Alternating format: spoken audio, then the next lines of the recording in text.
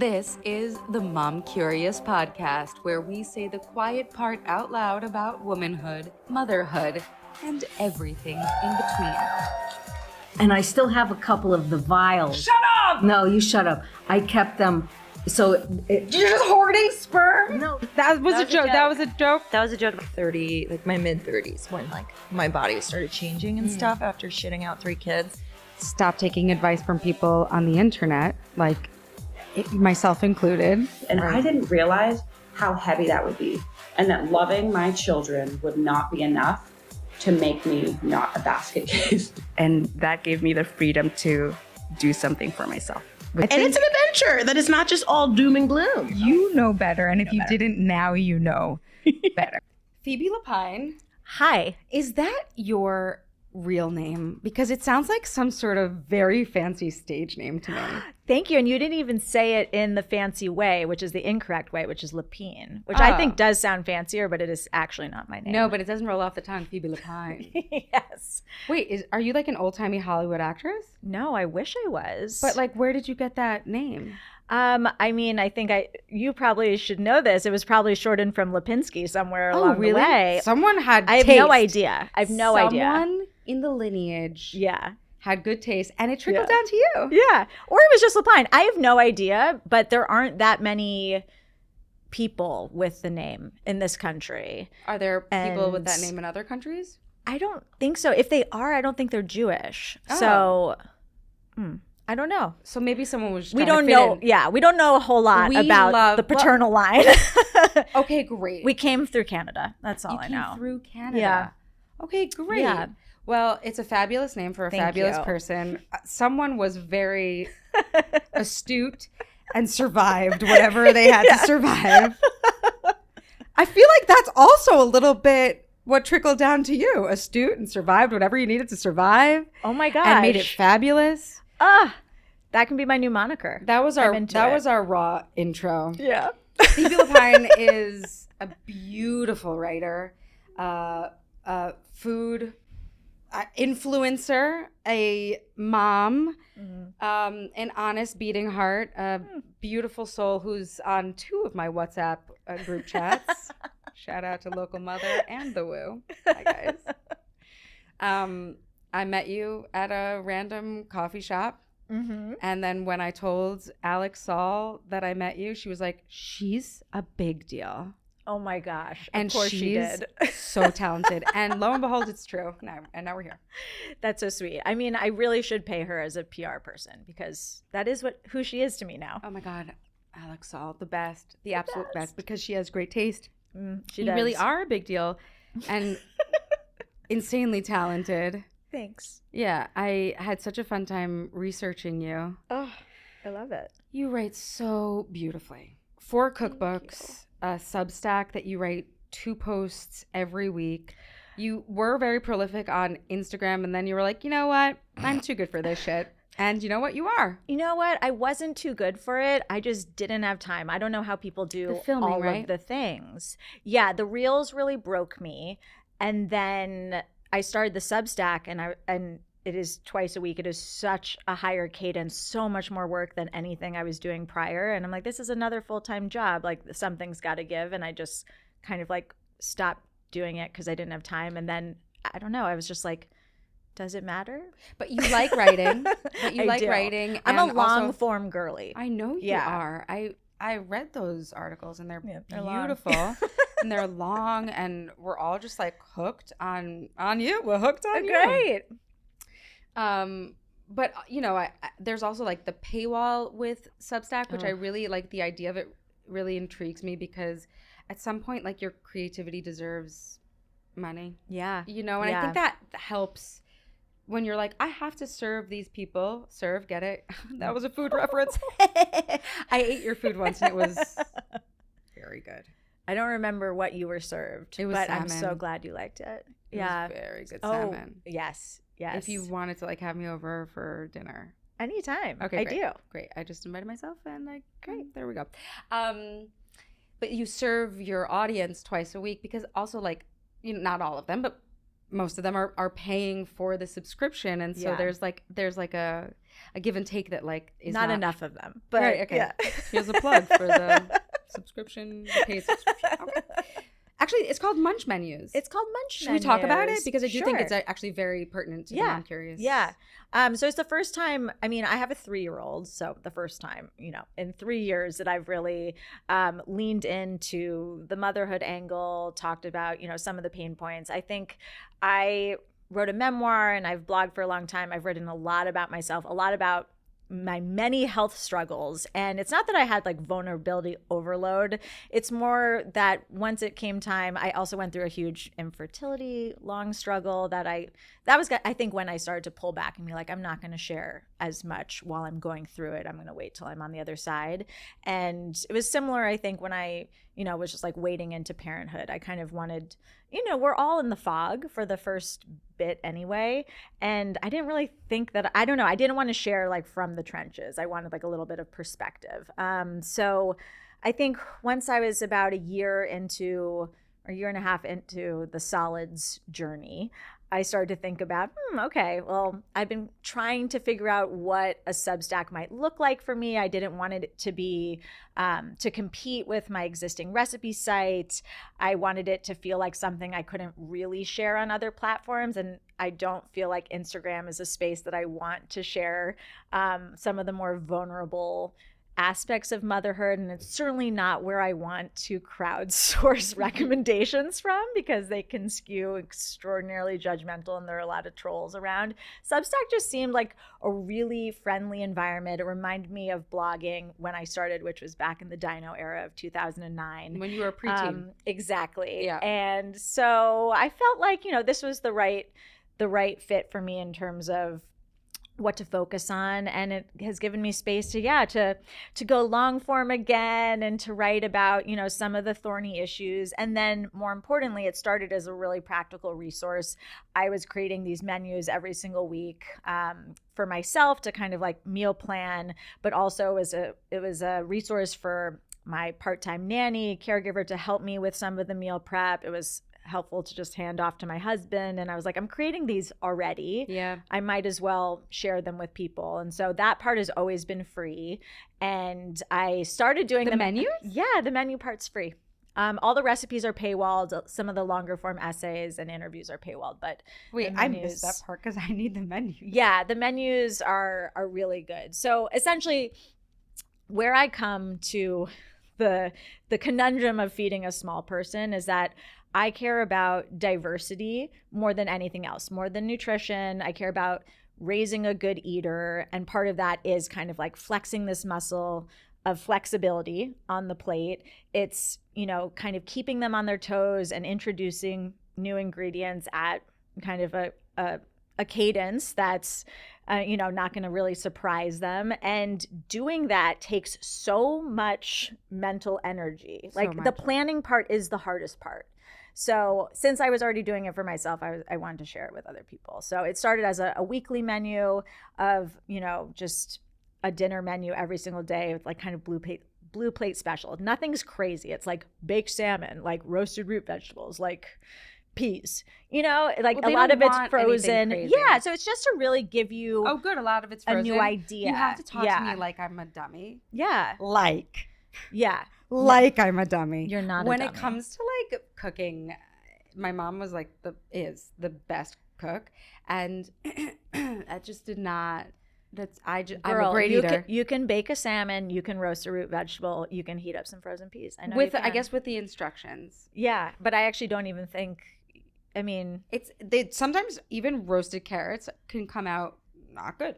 Okay. And I'm like, wow, that's a level of bad cooking that I didn't know I was capable of. But I'm really curious then to get your feedback on the menus to see if they're too high touch or low touch. I mean, well, that doesn't sound like they'll be too high touch. Okay, and then I'll come on your Substack and we'll do one of those guys.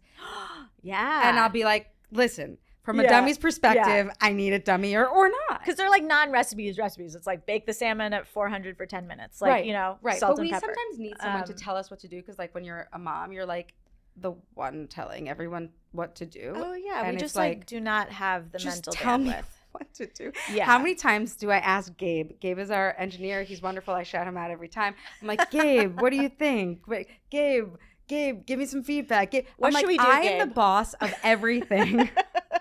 I need someone to boss me around. So that's what the Munch menus will do.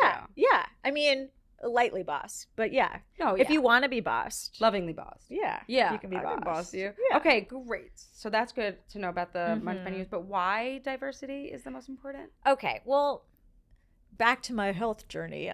We could go back. Yeah, we there. could go back. might We as could well. go back a little bit. So I've dealt with autoimmune disease since I was 22, actually around when I started blogging. Wasn't a preteen, felt like a preteen. Specifically Hashimoto's thyroiditis. Talk about fancy names. Yeah, I have a thyroid disease. You also. have I that? take 2, not Hashimoto's. It's not. You have Graves? No. Okay, because that one's. You know what was so gross of me in my head just now? I was like, no, I would be skinnier, or like my eyes would be big. I like that was so Well, for Graves, gross. Of me. yeah, it Only actually a is true. person Yeah. with a thyroid disease can make that joke to another person with a thyroid disease. Okay. No, but it's true. It's like I just was like, Graves, I'd be skinnier. no, I have the Yeah. fat, lazy yeah. one. Yeah. No, Hashimoto's. That's that. Yeah. The fat lazy one? No, but it's not. I don't. It's hypothyroidism. Yeah. No, And- it's like. But it's not. But I don't have the antibodies for it to be okay, well, that's autoimmune. great. It's not That's autoimmune. great. Yeah. So Yeah. I win. But yeah. No, there's hope for you. yeah, only a little, but it exists. Back to you. Yeah, no, so I think for a lot of people it's not a crazy diagnosis. It's very, very, very common. I got the diagnosis and then proceeded to pretend like I hadn't and to go on living my life unmedicated for a while. And What are you on? Really- Levothyroxine or Synthroid? yeah, I'm on one of those.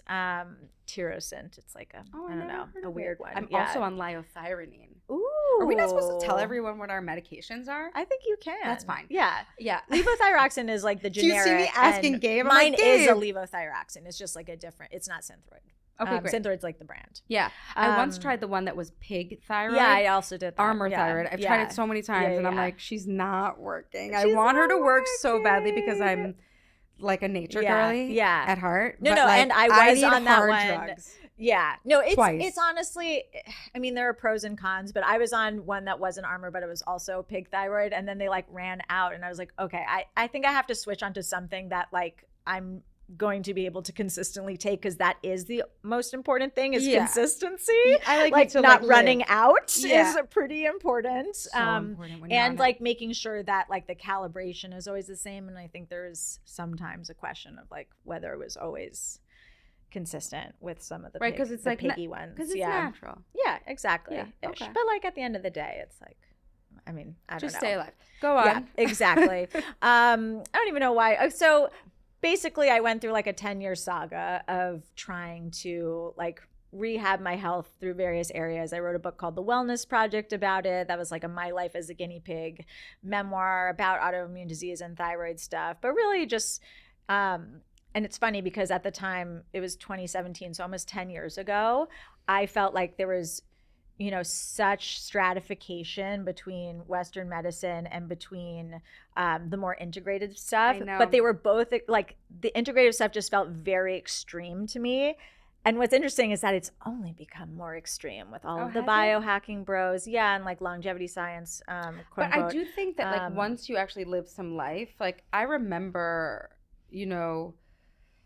2017 and before 2017 is actually when my son was born, but like I remember when we were around that time and age, it's like we were like trying to to rid ourselves of all of Yeah. our quote unquote problems, like we Yeah. could heal. Yeah. Healing I was healing so hard. I was healing so was hard healing for so so long. hard. It spent me. I spent so much. I spent all my money on it, and Yeah, it's like exactly. I'm never gonna be scrubbed clean of being a human. Correct. And I just genuinely didn't know that because we were all doing it. Yeah. So my book was essentially like started out from that point, but then tried to ask the question, how do I do right by my body without giving up my life. And I would say like the subset of life is like without spending my entire like life savings on this, without alienating my friends, Right. without, you know, kind of undermining all these other aspects of wellness, which we should think about. Like financial Financial wellness wellness is important. No, it's like really social important. wellness is extraordinarily important For your health. Yeah, spiritual like wellness is equally, and mental wellness is equally important for your health. So anyway, the physical stuff, or at least the obsession over the physical stuff, can undermine these other prongs. So that was kind of what the book was about. And I actually feel myself coming back to all the lessons in it and the experiences of just like being a like chronically ill person and trying to heal so hard. I come back to a lot of those lessons a lot in parenting. Like it really impacted who I am as a parent, I think. And especially in the feeding realm, because I see a lot of, you know, almond moms, woo moms, like just getting really obsessive over the minutia. And that's what I did for so long. And luckily I got over that. But, you know, it means I'm not going to revisit any of those. I mean, I'm sure I will revisit my own issues on my child, but Like orthorexia. yeah, I already am. Exactly. It's like, We so were not deep revisiting in that it. on my child. We were just deep in it. We were deep in it for a long time. Culturally, I don't know what that was. Yeah. And without giving you my resume, I will also say, so like having I'm actually kind of curious about your resume. Having investigated all those elements of wellness, and then dealing with more issues off the back end, which were like gut health issues for me. SIBO or SIBO? Yeah, SIBO was my second book, which was like my smallest book. It was so niche at the time, and it ended up being like my most successful one because not everyone, but so many people are dealing with this weird small intestinal bacterial overgrowth. You got it, babe. Yeah. Look at you. Yeah, because I was deep in that. Yeah. I don't know why was which I is so how deep in Alex knows me. Like that she found me through that book, which is so funny. But I don't know. Anyway, I do feel like gut health and mental health are kind of, I don't know, the two biggest quadrants of things. If you're going to pay attention to anything, it's like focus on those two things. And if we talk about gut health, kind of the most important macro learning is that you have to have diversity in your diet if you want to have diversity in your gut. So like mac and cheese for Paz. What? Mac and cheese is what Paz will eat morning, noon, and night. So Munch Menus, I do say it is, how do we not feed our child mac and cheese every single day? Let's go for 2 days, whatever. But kind of like the raison d'etre is exactly is that. For that. Right. But it's not like I'm not shaming you by saying that. It's like so I actually many don't feel parents. shame. You want to hear something really nice about getting older? Yeah. I really don't feel shame. I'm good. like totally okay with it. Like that's maturity. When I was in that's emotional maturity. when I was in that like I guess it was orthorexic, but that almond mom, that almond me, that healing so hard, the soul cycle of it all.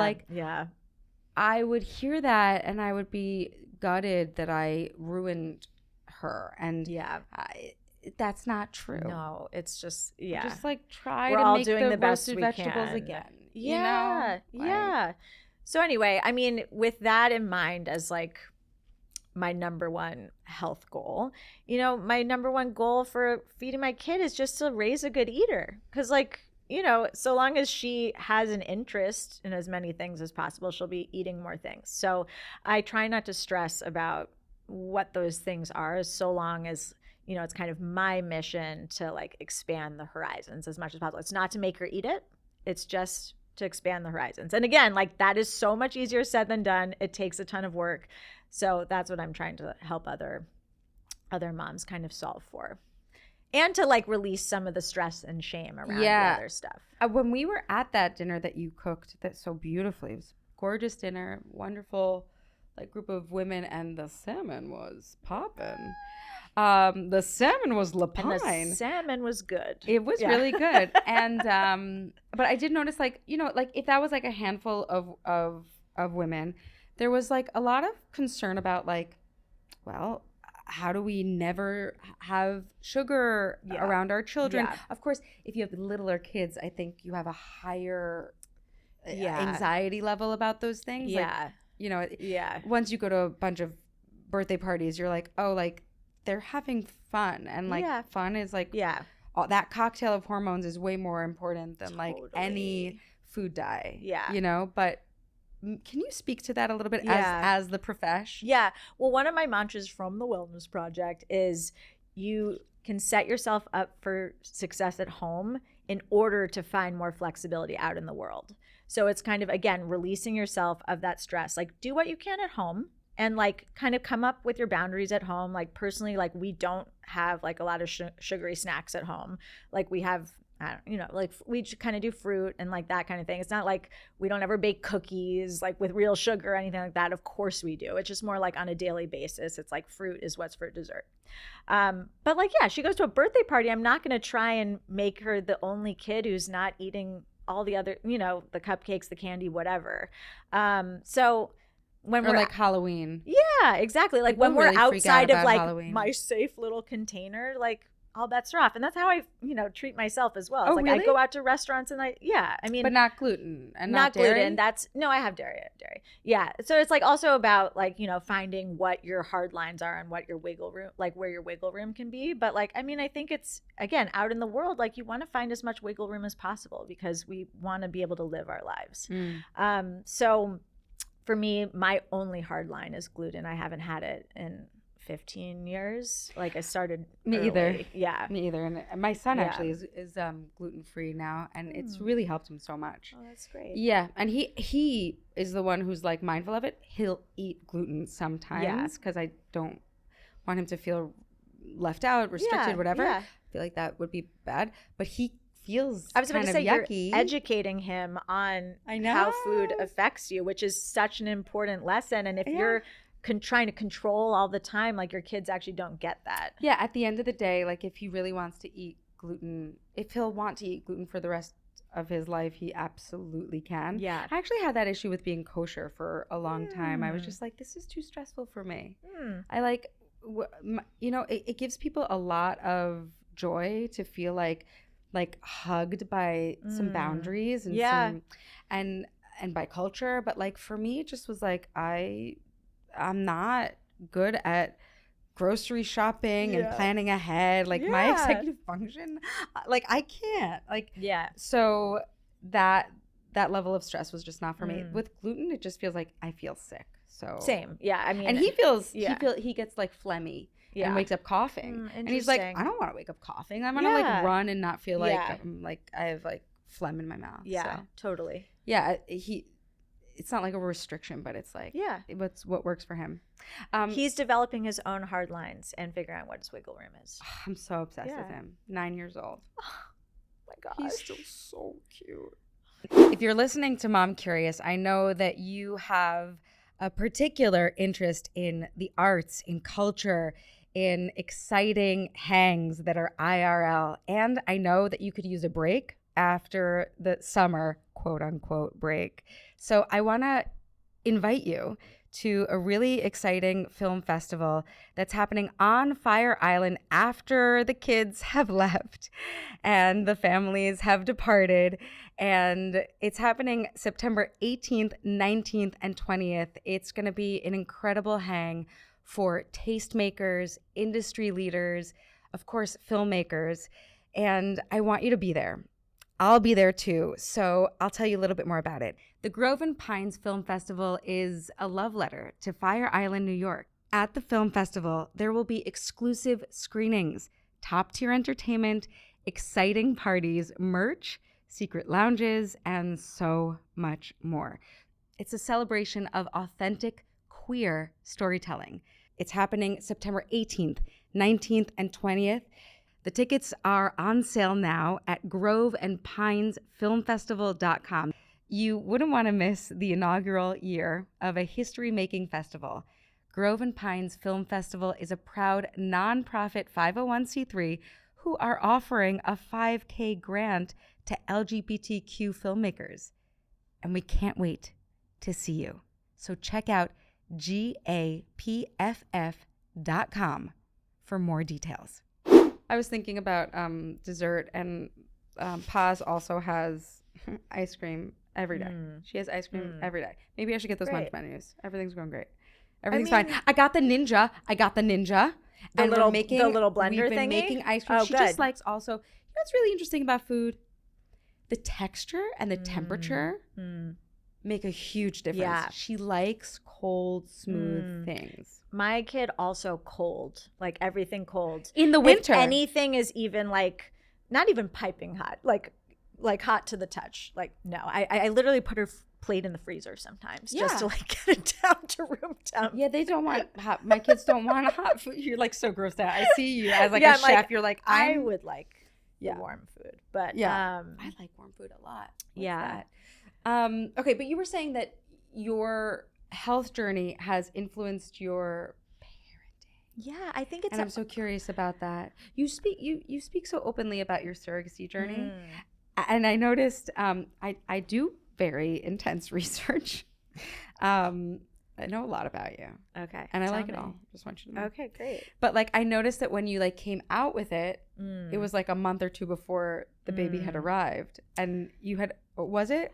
Well, I honestly can't remember. I wrote one post on my blog back when like you wrote like, you know, when it wasn't a Substack, when you did that on your site, about my infertility journey. Yeah. And I think I ended with that I was doing surrogacy and kind of what the timeline was, but I never really got into what the journey looked like. I did a podcast interview on Liz Moody's podcast, which was the first time I ever talked about it publicly. I was so panicked going into that interview. Like I maybe talk about sweating through my shirt even more than I am today. It's hot in here. Yeah. And it's a hot day inside. I'm a sweater. Oh, that's good. That means like things are working. Yeah. The chi is flowing. Yeah. But can you put words to that experience? Like you're actually the third mom that we've had on who's gone through the surrogacy process. I don't feel I never felt like any one of these moms ever had shame about it. Yeah. But that panic feeling and me as an interviewer, like I want to spread the word about this as an option and that this is an experience. But like I wonder what that's like coming. Is it because people were trolling you? No. I think I was nervous to put into words. Like it all felt very raw and vulnerable still. Like again, I can't remember. It's also private. I mean, if we're being honest, you've lived a very public. I think it was Brene Brown who was like, don't write about something when you're in the middle of it. Like wait until you're on the other side. And very much with this experience, I was like, I need to wait till I'm on the other side. And even though I was on the other side, I still kind of like emotionally felt like I was in it still when I did that interview. However, I think it was an important part of moving through it was actually, you know, voicing, you know, the experience out loud. So I don't regret that I did it. But then, I did make the mistake of looking at like the comments on some of the social posts and so Liz was like, why are you doing that to yourself? She was like, sorry, but like, please stop. She was like, I don't look at them. Like, why are you looking at them? I was like, oh, okay. I don't have like a big enough platform on any of my platforms where like I'm getting trolled that aggressively. I feel like I've weeded out a lot of the trolls over the years. Yeah. But no, I wasn't It's an emotional worried. experience. Yeah, I wasn't worried about the perception. It was honestly like I was worried I was going to get through the interview without like having a breakdown. Right. Yeah. Because it was so emotional at the Yeah, time? it was really emotional. Is it still or no? No, it's like it's been sanded down a little bit over the years. And you know, it's like so silly to hear people say this, but anyone who's been through infertility knows like it will always, you know, the pain, the grief, like will always live somewhere. But for those of us who are lucky enough, and not everyone is, to have a child that comes out of that experience, it really does soften a lot of the things. You know, you get all's well that ends all well. the joy. Yeah, all the joy is a little bit of an override. The infertility experience you write so beautifully and honestly about, and I just want to thank you for that out loud. It really, you're doing such a huge act of service for the rest of us. Because you know, I have many friends who go through IVF. Yeah. A few who have done like egg donors and surrogacy, but mostly IVF. Right? Yeah, like that's especially in New very York City, it's very common. Yeah, because people wait longer, right? I think people wait longer, but I also think that just doctors push you towards it a lot faster. It was really interesting. So my daughter was born in Minnesota. Fucking love Minnesota. Do you? Yes. Well, they make great babies. Yes. No, well, and they're just wonderful. Actually, most of my husband's family's from Minnesota, so it was a kind of a Bashert thing that, they didn't even know that when they did the matchmaking. But you know, it's an incredible place, incredible doctors, incredible hospitals, and it was so interesting, the difference of care between the doctors there and the doctors on the coast. And they said it out loud. It wasn't my judgment. They were like, we do things differently than the doctors on the coast. Like, we don't monitor as much. Like, it was just so less like high touch. Why? Because like the data doesn't support the high touch. You know, it's not necessary in their eyes. Yeah. And I just had to be like, oh, okay, like we are super neurotic over here on the coast. Yeah, I mean, and maybe a lot of medicine is designed to exacerbate that and meet the needs of that. Both, yeah. I mean, we in New York City, we live higher up. It's louder. Yeah. We're, you know, there are a lot of, the culture itself is Yeah. very intense, but like just on like a physical level, like we are 23 floors off the ground right now. You know, it's all, it's a lot on the body and on the system. We're out of touch. Yeah, whatever. Yeah, but I was saying that like I have a lot of friends who go through IVF, and like I see them really suffering, and I've never been through it myself, and so I just appreciate you like explaining. Like, I didn't know that like you would be constipated after, is it an egg retrieval? Or I had no idea that like that was a thing. And like, you know, we still don't talk a lot about it, and I have a whole platform about talking about motherhood and womanhood. So if you want to talk about poop, I'm your girl. Oh my God, never not talking about poop. That's like very Jewish of you, actually. Phoebe Lapine. But you know, there are other things that you talk about, like how to prepare for IVF. And they're just sometimes these practical things that I feel like are missing in the wellness conversations. And I feel like my mission thus far, and I'm doing lots of different things professionally, but I've always just tried to find like what is missing here in the conversation. So like whatever, 10 years ago when the Wellness Project happened, I was like, people aren't really talking about like balance. Like they are, but like no, they're actually not. But they're not. They weren't. Yeah, but they weren't. I don't know if they are now, but so and also I felt like, again, it was like the recommendations coming from the holistic side were just so unrealistic for a 27-year-old. So it was more you like were 20. Oh, yeah. you were 27 when I was Hashimoto's. I was not diagnosed when I was 22, but then again, I let myself run amok for a few years. Yeah, because you were 22. Yeah, and I got myself, you know, to the bottom of Health Mountain, as I say. It's a scary place to be. And then, it took a little bit to climb back up. But, I'd say when I was like kind of like bouncing around in the holistic health industrial complex, I didn't really have the budget to be doing a lot of the things that they wanted me to. And again, it's like your social wellness is very different in your mid-20s than it is for me today. I wouldn't have as hard of a time like applying any of those recommendations to my life now. I have more emotional maturity. I have more financial stability. I have less of a social life. It's just different. So, I mean, at the time I was like, I need to talk about this stuff so that the young girls, and a lot of, you know, people with autoimmune diseases are getting diagnosed in their 20s. So it was more like, what do we do? How do we break this off one tiny chunk at a time? But now you're doing that with IVF, now that you're not IVF and the egg retrievals and the surrogacy, like you're bringing more awareness to these things. Yeah.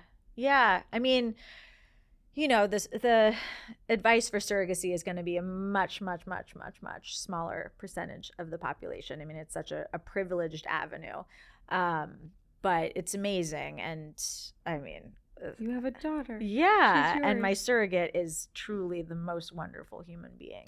Really? How did you choose her?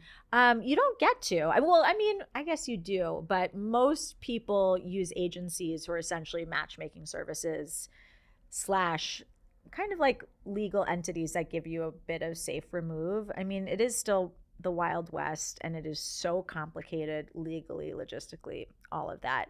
But a lot of most of the agencies kind of exist to pair surrogates and intended parents together.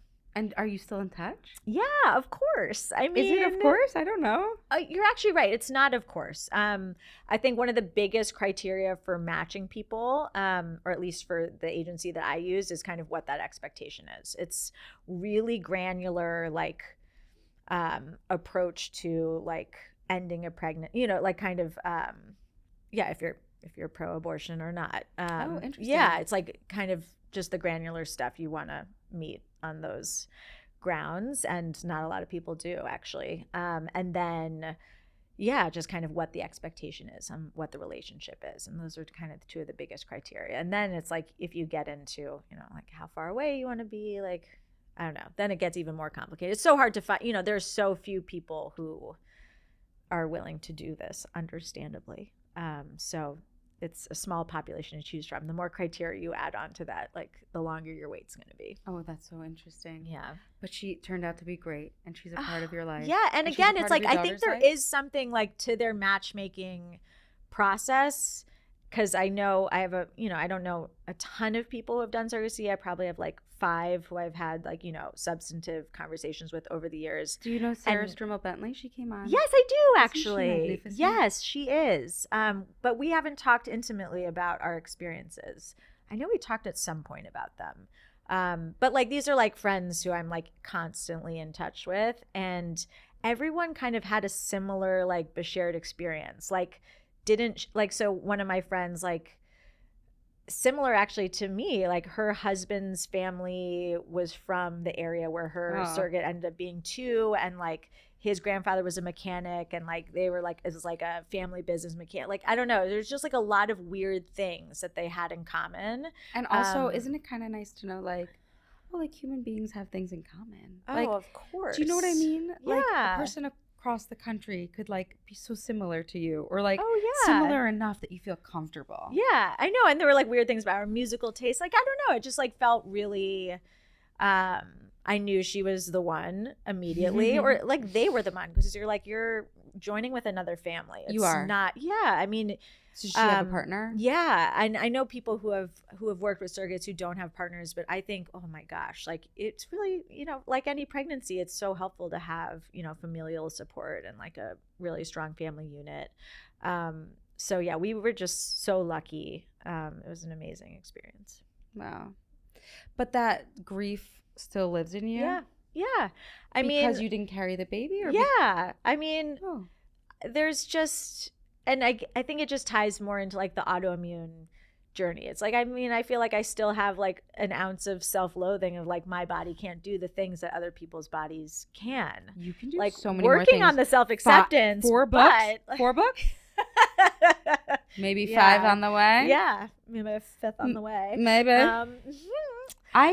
I can't do that. I don't know. I mean, it's like, it's not just society, and like I've ingrained part of society's expectations, but it's coming from myself. It's coming from myself. But I would say self-loathing is common in the autoimmune like that's what they say, right? Yeah. They say also like an autoimmune it means that your body is attacking itself. It is. So and we like, have to be careful not to attack ourselves. Exactly. But I mean, there's problematic. Tell me. I want to please unpack it. I mean, it's just like putting the onus even more. It's like fuels the self-loathing. You're like, oh my God, I'm creating my own autoimmune disease because I have unhealthy thought patterns. Well, like, that was the hardest it's part not about just being that. It's a lot of things. Healing so hard. Remember, like exactly. when we were healing so hard and it was all our fault somehow? Yeah. It's like, wait, what? And it was like all on us to like heal. Yeah. Well, I'm like, also, what are we healing? I know. Well, another saying that I came up with in that process, like if you're stressing about what you're eating all the time, no amount of kale can make you healthy. But that really applies to parenthood too. Like if you're stressing about what your kid is eating all the time, no amount of kale can make them healthy, because it's all nervous system. And unfortunately, your kids are, even when they're not connected to you physically or growing in your womb, like your nervous systems are kind of feedback loops. So it's like we're their mirror, right? Yeah, exactly. I mean, just energetically. we're mirroring each other right now. Yeah, I'm into it. And then there's like I'll stay in your energy field for as long as you'll have me. And then there's like a little third Gabe over there, you know? Yeah. Like it's like what's he bringing in? What's he bring? I don't know. Just maybe some concentration. Yeah. Pretty zen. But anyway, he is pretty zen. You gotta keep it. You gotta keep the vibes right. You do. Mm-hmm. It's actually very important. Mm-hmm. Okay. Yeah. So we were talking about that grief that still lives in you, but yeah. But I think I had a beautiful experience that tell me so few people get to have. Like, it was just a really interesting experience. And again, I think the parts of it that I'm really grateful for, obviously, like, I'm tremendously grateful a human was willing to grow my child for me. But amazing. like the parts for me that I was really grateful for is I do think that it really helped me be a less anxious parent, be less controlling parent. There's just so much of that. I mean, you are just not in control. So you have to just let it go. And it forced me to work on that process, in utero, even though, it wasn't in my utero. Well, it was in some sense. Yeah. She was in some sense. Spiritually. Yeah, spiritually. And otherwise. But I was thinking about how hard things really fucking suck. Like, really. Yeah. Like, life can be so painful. But there's never not something I know that comes out of it. Yeah. I mean, I listened to so many grief, well, not so many. I listened to like the Anderson Cooper grief podcast. Yeah. Like, I found that was it really resonated with me. It's still going. Yeah. I know. Really is amazing. I need to like dip back in. Yeah. Even though it wasn't a death? Yes. Tell me more. I don't know. There wasn't I can't a life? put myself back into like my shoes then. I didn't listen to it when I was like deep in the morning. Like, again, it like kind of caught me off guard. Probably like, actually, I think I listened to it when we were like 3 months out from birth. Wow. And it helped me release a lot of the grief that I was holding. But no, I think the beauty of that podcast and, some of the interviews on there of people who have faced like such like horrible things is I think they all came out with some sort of optimistic spin on it. Yeah, I mean, it's hard. It's like, it's hard. They found the beauty. They found the beauty in certain elements. There is still beauty in life. Yes. And also, like, I love the idea, and it's true. It's like, I can't care about things that don't matter. Yeah. Like, when you go through something hard like that, you're like, I'm happy you're here. Exactly. And that you eat at all. Totally. Yes. No, and that's why it makes you, I've talked to a lot of people who've gone through long infertility journeys, and they're saying like, you just don't sweat the small stuff. Yeah. Yeah.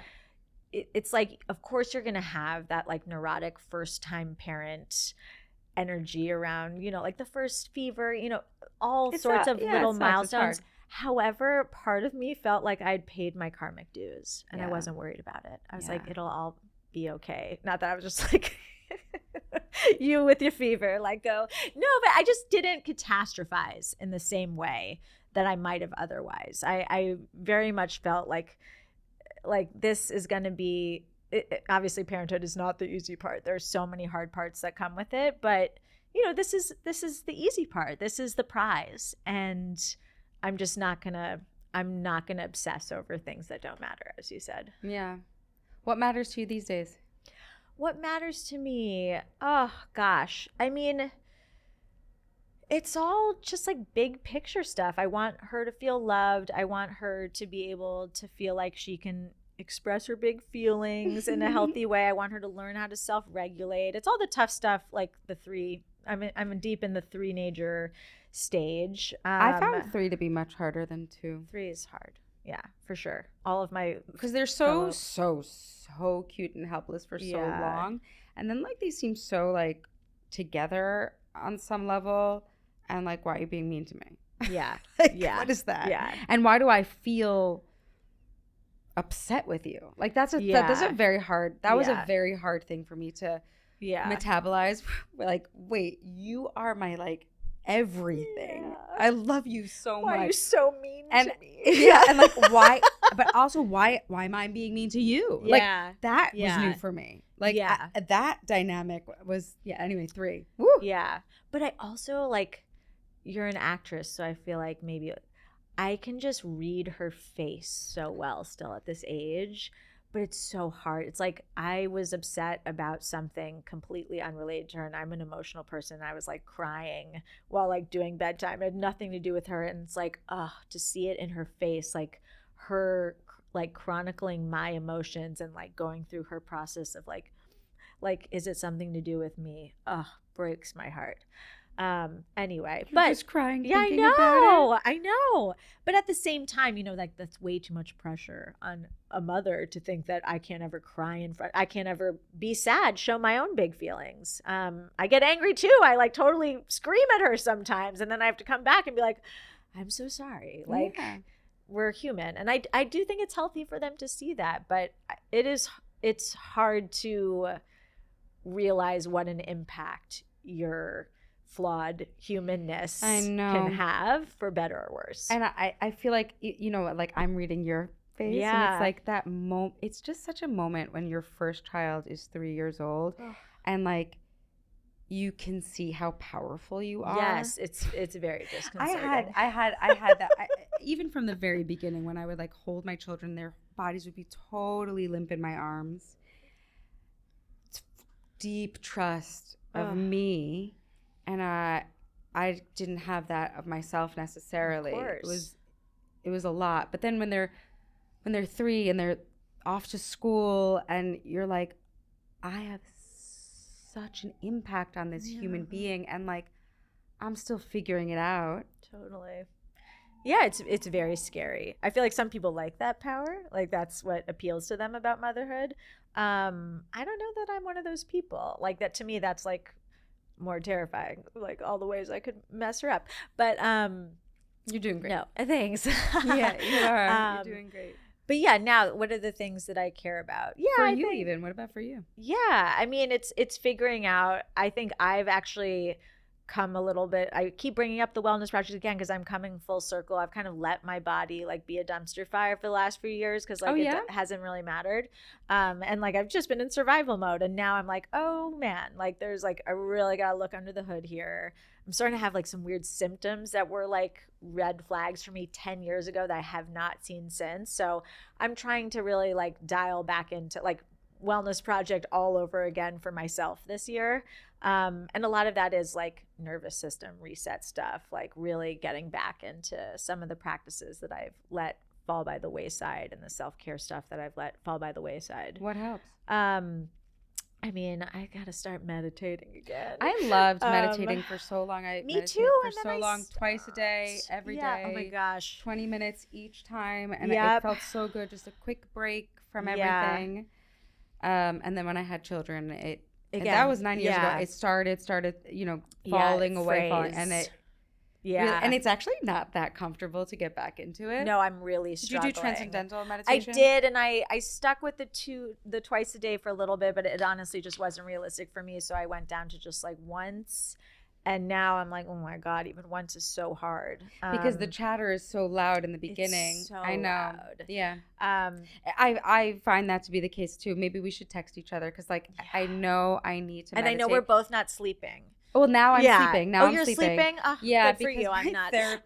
My therapist was like, you're in grief. Like you need to sleep. You know, like you gotta sleep. But you have a 3-year-old. You're not sleeping. Yeah. You know, my daughter. No, it's nothing to do with my kids. That's a problem. No, it's just your own just my stuff? body. Yeah. Okay, so meditation does help with sleeping. Mm-hmm. I know. And you know what else helped me? Acupuncture. Oh yeah. I will say, I know sometimes people, and I say this actually, the owner of the acupuncture studio that I go to within, she came on, and I know she treats a lot of people who are dealing with fertility struggles, and it doesn't work for everyone. Yeah. But it will make you feel better. No, I did it twice last week, and I was in so much physical pain from grief and stress. The physical pain is so intense, and twice, very helpful. very Yeah. helpful. Yeah. And it was quick. So, those are things that helped me. What about you? Yeah. What else? No, acupuncture has always been a touch point for me. Huh? No pun intended. Get it? Pun intended. Needle point for me. Yeah, that was kind of my like in to a lot of wellness stuff, to a lot of like holistic wellness stuff.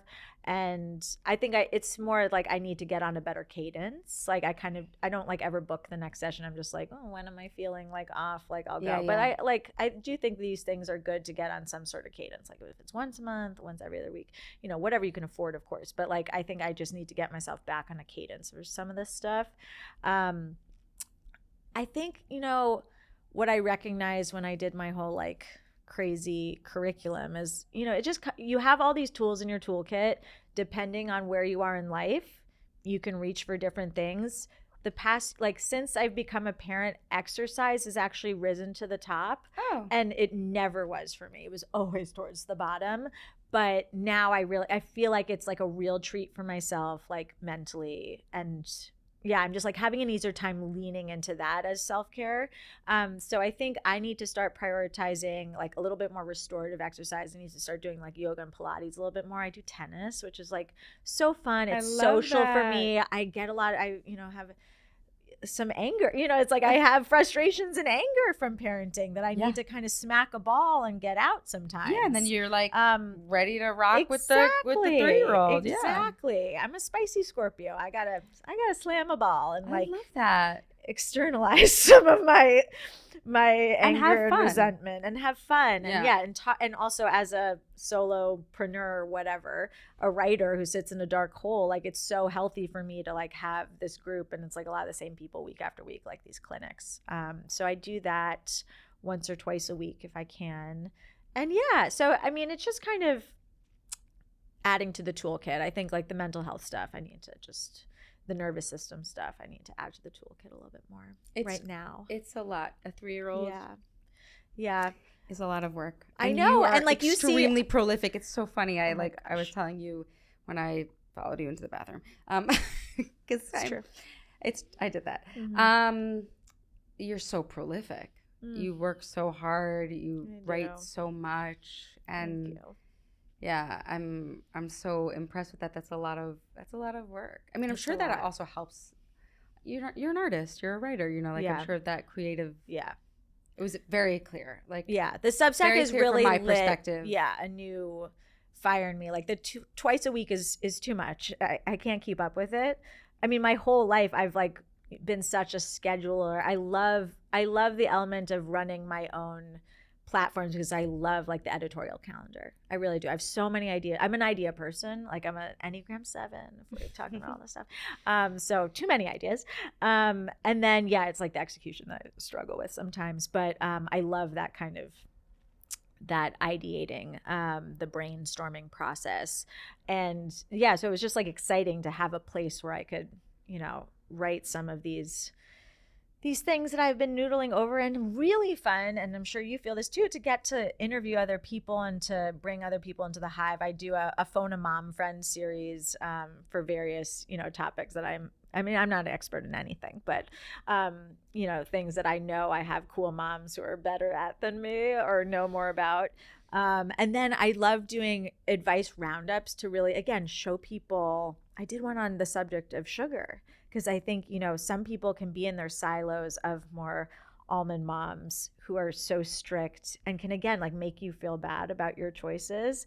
And so I loved showing the range of like what people think is a healthy snack or what people, like how people incorporate sugar, and just to like tell moms, like, you don't have to subscribe to any sort of specific viewpoint.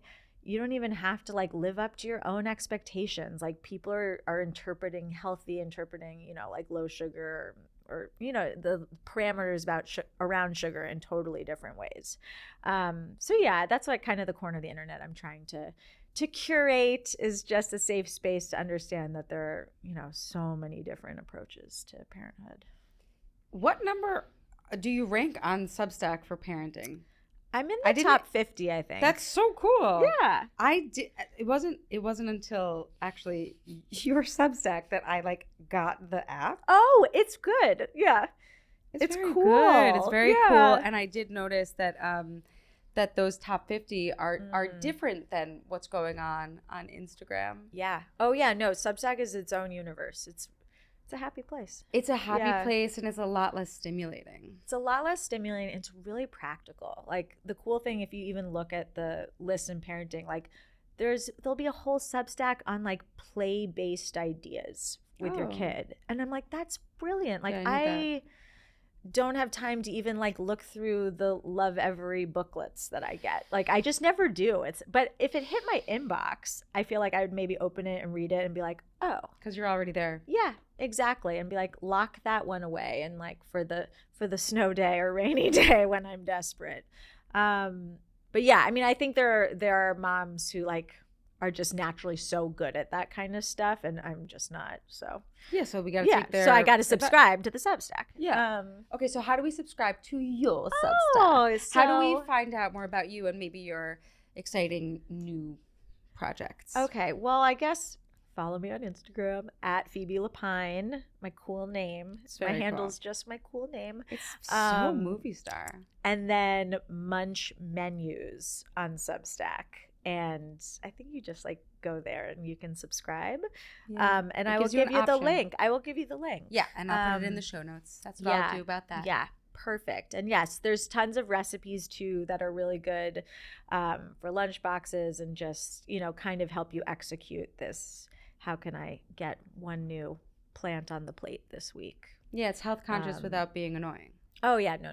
It's actually like the opposite of annoying. Yeah, I was very anti-dogma. Like I write a lot about like kind of the obsession with protein, the question of sugar, like, and hopefully give a nice sane POV. Yeah, on the matters. It felt a lot more sane, a lot less stimulating than the other apps. Yeah, and I have to say, I have in our circles, I've had very stringent parents, like very like skewing almond mom. Yeah. People tell me that they found that it was like really like healthy. It was like very healthy read for them. Yeah, so that's great. Oh, healthy to make sure that they're going to be everything's going to be okay. That helped them like rethink their stringency. There's this feeling like there's this panic that's happening in the world, but also on social media. On social media that I just think is really just ruining our mental health. Yeah. So anything we can do to be like, guys, it's really okay. You know, when it is okay. Yeah. Yeah. I'll try not to feed her mac and cheese more than twice. No, I mean, here's the thing. I'll try. I said I'll try. It's a long game. Yeah. I think feeding your kid is a long game. And you talk to so many adults who are like, I was such a picky eater when I was a kid. And like, they're fine now. Like they've, it's all sorted itself out. But I do think like there are, ways that you can set your kid up for like long-term success. And it doesn't always work in the short term. And that's what can be the most frustrating. Yeah.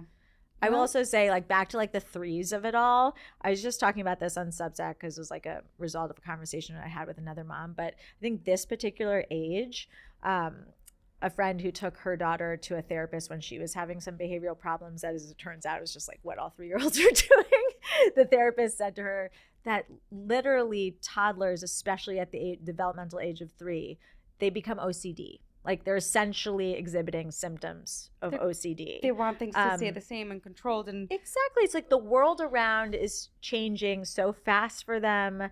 It's when they're really aware of like the larger world and their place in it. And of course it's terrifying and overwhelming to like a small nervous system. So any way they can control, what's around them, even if it's like the color of their water bottle, they're going to do it. And that really filters down to eating. And I think it's helpful to understand as a parent, like, you don't have to give in, but like what's happening is, it's just a need for control. And maybe there are other ways you can help them feel that way, like the blue water bottle. That'll be like a little bit, like a little bit of a low lift versus just them not eating their dinner because like the peas touch the rice. The peas touching the rice is so real. Yeah, very triggering. So, okay, to be triggered some more, we'll follow you on Substack and we'll see you next week. Triggered in a good way. Yeah. Thanks so much. Thank you. This has been a Hoff Studios production. Executive producer, Laura Lucetti. I'm your host and creator, Daniella Rabbani. Come find me at Daniella Rabbani. My DMs are open and I want to hear everything. Also, if you like the show, please send it to a friend and leave a review because we are in this together.